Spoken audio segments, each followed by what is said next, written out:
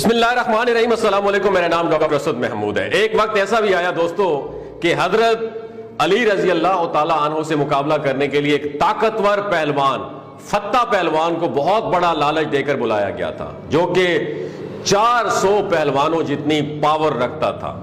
فتح پہلوان کون تھا، اس کو کیا لالچ دیا گیا تھا اور کس نے دیا تھا، اور اس پہلوان سے حضرت علی رضی اللہ تعالی عنہ نے کیسے مقابلہ کیا تھا، یہ پورا واقعہ تفصیل سے میں آپ کو اس ویڈیو میں بتاؤں گا۔ ناظرین، تبوک کے قریب ایک قبیلہ آباد تھا۔ اس قبیلے کا ایک سردار تھا جو کہ اس حصے کا بادشاہ بھی تھا، اور حضرت علی رضی اللہ تعالی عنہ سے بہت بغض رکھتا تھا اور کافر تھا۔ اس نے حضرت علی رضی اللہ تعالی عنہ کو قتل کروانے کے لیے ایک پلان بنایا اور الگ الگ ملکوں سے طاقتور 400 پہلوان بلوائے اور ان 400 پہلوانوں کی آپس میں کشتی کروائی۔ 400 میں سے 200 نکلے، پھر ان 200 پہلوانوں کی کشتی کروائی، ان میں سے 100 نکلے، پھر 100 پہلوانوں کی آپس میں کشتی کروائی، ان میں سے 50 نکلے، پھر ان کی کشتی کروائی، ان میں سے 25 نکلے۔ ایسا کرتے کرتے ان میں سے صرف 2 رہ گئے اور ان دونوں کی آپس میں کشتی کروائی، جن میں سے ایک جیت گیا۔ جو پہلوان جیت چکا تھا اس کا نام فتح پہلوان تھا۔ یہ پہلوان تقریباً 399 پہلوانوں کو ہرا کر جیت چکا تھا۔ بادشاہ بہت انسپائر ہوا اور کچھ دن فتح پہلوان کو آرام کروایا، پھر اسے بلوایا۔ اب اس پہلوان سے کہتا ہے کہ بات سنو میری، اب میں نے تم پہ اتنی زیادہ انویسٹمنٹ کی ہے، اتنے پہلوان منگائے، اس کی وجہ کیا تھی، کیا تم جانتے ہو؟ پہلوان نے کہا نہیں، میں وجہ نہیں جانتا۔ بادشاہ نے کہا میں اپنے لیے کوئی پہلوان نہیں رکھنا چاہتا ہوں، بلکہ میں ایک شخص ہے میرے علاقے میں اس سے شدید نفرت کرتا ہوں، اس کی پہلوانی بہت مشہور ہے۔ اب دوستو یہاں پہ یہ بات قابل غور ہے کہ حضرت علی رضی اللہ تعالیٰ عنہ کا ذکر پہلوانوں میں کیوں کیا گیا؟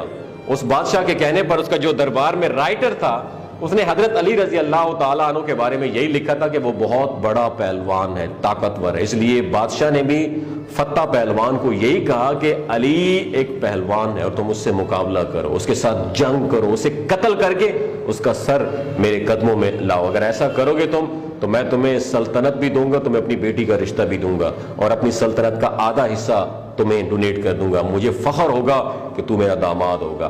اب ہوا کیا، فتح پہلوان نے 8-10 پہلوان اپنے ساتھ لیے اور اپنے 2 بیٹوں کو بھی سفر پر ہمراہ کیا، اور وہ مدینہ کی طرف نکلے۔ جب وہ مدینہ کی حدود میں پہنچے تو وہاں پہنچ کر اس نے اپنے خیمے وہاں لگا لیے۔ اگلی صبح فجر کا وقت تھا، ایک شخص مدینہ شہر سے نکلا، اس کے ہاتھ میں ایک بیلچہ اور رمبا تھا۔ اسے دیکھ کر فتح کے بیٹے نے کہا بابا وہ شخص آ رہا ہے، کیوں نہ ہم اس سے پوچھ لیں کہ علی کون ہے اور ہمیں کہاں ملے گا۔ انہوں نے اس شخص کو بلایا کہ اے نوجوان ادھر آؤ۔ اس شخص نے فرمایا کوئی کام ہے آپ کو مجھ سے، آپ آئیں۔ فتح اور اس کے بیٹے اس کے پاس چل پڑے، وہ پاس آئے اور کہا اے نوجوان، ہم اس شہر میں آئے ہیں ایک شخص کی تلاش میں، اس کے متعلق ہم نے پوچھنا ہے۔ تو اس شخص نے کہا کیا پوچھنا چاہتے ہو، پوچھو۔ فتح کے بیٹے نے کہا اس کا نام علی ہے، ہم اس سے ملنا چاہتے ہیں۔ اس شخص نے فرمایا آپ پہلے اس سے مل چکے ہیں؟ انہوں نے کہا نہیں، ہم نے کبھی اسے دیکھا نہیں ہے۔ کبھی اس کی آواز سنی آپ نے؟ انہوں نے کہا نہیں۔ پھر اس نے فرمایا نوجوان شخص نے تمہیں علی سے کیا کام ہے؟ انہوں نے کہا ہم نے اس کے ساتھ کشتی لڑنی ہے، ہم نے اس کے ساتھ دنگل کرنا ہے۔ تو اس شخص نے، نوجوان نے کہا کیوں لڑنا چاہتے ہو اس سے؟ فتح کے بیٹوں نے کہا ہم نے اس کام کے پیسے لیے ہوئے ہیں، ہم نے اس پہ۔ پھر فتح نے کہا کہ اس کے ساتھ لڑنے کا ہمیں بہت بڑا انعام ملے گا، مجھے ایک لڑکی ملے گی جو میری پسندیدہ ہے۔ اس شخص نوجوان نے کہا ٹھیک ہے، ایک کام کرو، تم پہلے مجھ سے لڑ کر دیکھو، اگر جیت گئے تو علی سے مقابلہ کر لینا، کیونکہ علی کا پتہ اس وقت میرے علاوہ اور کوئی نہیں جانتا، اور یہ صرف مجھے معلوم ہے کہ علی اس وقت کہاں ہے۔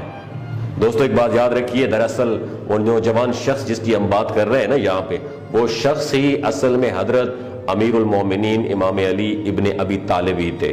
فتح نے کہا ٹھیک ہے نوجوان، ہم آپ کے ساتھ دنگل لڑائی کرتے ہیں، کشتی کرتے ہیں۔ ایک طرف فتح پہلوان اور دوسری طرف حضرت علی رضی اللہ تعالیٰ عنہ ہوتے۔ فتح پہلوان جس نے 399 بڑے پہلوانوں کو ہرایا تھا، فتح نے کہا کس ہتھیار سے لڑنا چاہتے ہو؟ حضرت علی رضی اللہ تعالیٰ عنہ نے فرمایا جو تمہاری مرضی۔ اس نے کہا اچھا تلوار تو آپ کے پاس ہے نہیں۔ حضرت علی رضی اللہ تعالیٰ نے فرمایا تو تلوار چھوڑ دے، میرے پاس بیلچہ ہے، تو تلوار سے لڑ، میں بیلچے سے لڑتا ہوں، میری طرف سے یہ بیلچہ تیری تلوار کا مقابلہ کرے گا۔ فتح نے کہا بڑے اچھے بہادر ہو بھائی، اگر آپ اتنے بہادر ہو تو علی کتنے بہادر ہوں گے۔ دونوں کے درمیان مقابلے کے لیے دونوں تیار ہوئے۔ فتح نے ایک وار کیا، پھر دوسرا وار کیا، پھر تیسرا وار کیا۔ فتح پہلوان وار پہ وار کرتا رہا، حضرت علی رضی اللہ تعالیٰ عنہ کو ڈیفینس کرتے رہے، وار کے وار کرتے کرتے فتح پہلوان رک گیا اور پیچھے ہٹ گیا۔ حضرت علی رضی اللہ تعالیٰ نے فرمایا فتح کوئی اور فرمائش؟ فتح نے کہا آپ نے مجھے مایوس کر دیا، تلوار اور بیلچی کی لڑائی ختم کرو، اب ہاتھوں سے لڑتے ہیں۔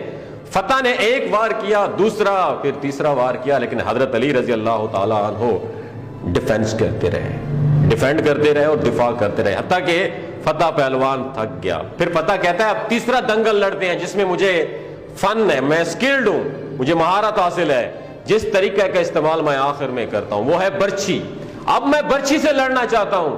حضرت علی رضی اللہ تعالیٰ نے فرمایا ٹھیک ہے فتح تو برچھی سے لڑ، میں اپنی رمبے سے لڑتا ہوں، درانتی نما جو ہوتا ہے نا چھوٹا سا رمبا، اس سے لڑتا ہوں۔ اس سے بھی یہی ہوا، فتح پہلوان وار پہ وار کرتا رہا، حضرت علی رضی اللہ تعالیٰ عنہ روکتے گئے، کیونکہ حضرت علی رضی اللہ تعالیٰ عنہ لڑتے وقت بندے کے چہرے کو کم دل کو زیادہ دیکھتے تھے۔ حضرت علی رضی اللہ تعالیٰ عنہ نے یہ ریئلائز کر لیا تھا کہ اس شخص کے اوزار چل رہے ہیں لیکن دل صاف ہے۔ اب کیا ہوا؟